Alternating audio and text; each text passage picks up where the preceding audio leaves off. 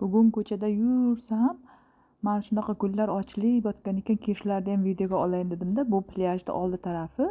Plyajda ishoninglar hech kim yo'q. Anavi Izmirda qish bo'lmasa ham, lekin baribir ham kuzligini qilar ekan. Kuz ta'sir qilar ekanda, havo salqin tushib qolgan.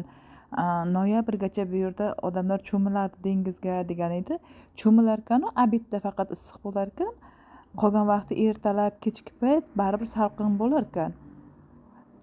Yoz kuni oqshom ham chidab bo'lmasdi. Plyajda oldiga kelsangiz, mana bu yerlar to'la odam edida, qadam bosib bo'lmardi. Shunchalar darajada edi 1 oy oldin. Hozir qarang, hech kim yo'q. Har yerdan kema kelyapti. Kemada bir dunyo sayohatchilar kelyapti.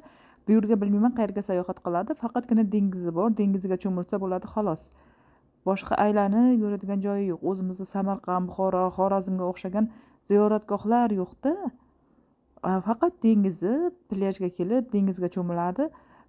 Ular obedda ham cho'milaveradi, sovuq o'lkalardan keladi deyishdi. Lekin mana har yoqda kelyapti kema. Bu yoqda yana bitta kema kelgan lekin. Odamlar obedda kelib qaramadim, obedda ham cho'milar ekan. Hozir ertalab yurishdan qaytayotgan vaqtim qarasam, hech kim yo'q. Oldin to'la odam bo'lardi, ertalabdan dengiz to'la odam bo'lardi. Bu yerlarga umuman yaqinlashib bo'lmardi. Hamma joy odam bo'lardi. Hozir endi hech kim yo'q. Tog'lar ustida mana shunaqa uylar qurgan. Yo'llarda yursangiz to'ng'izlar, bir kun to'ng'izni ham videoga olaman.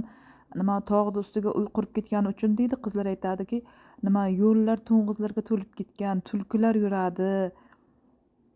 Men esa qo'rqmasdan tong sahardan ana shu yo'llardan yuraman. Mana qaranglar, qanaqa chiroyli joylar. Odamni miyalari dam oladi, stresslar ketadi. Bir ham chiroyli joylar, lekin mazza qiladi odam.